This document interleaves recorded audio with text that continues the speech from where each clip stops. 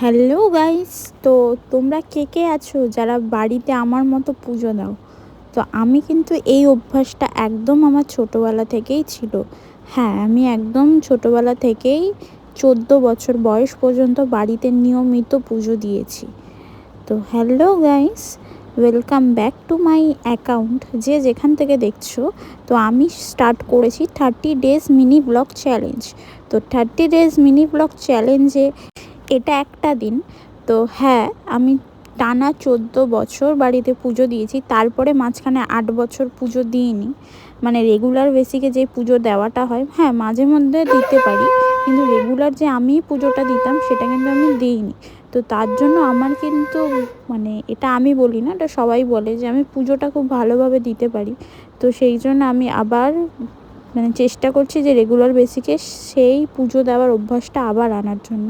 তো তাই জন্যই আমি কিন্তু আবার শুরু করে দিয়েছি রেগুলার বেসিকে পুজো দেওয়া।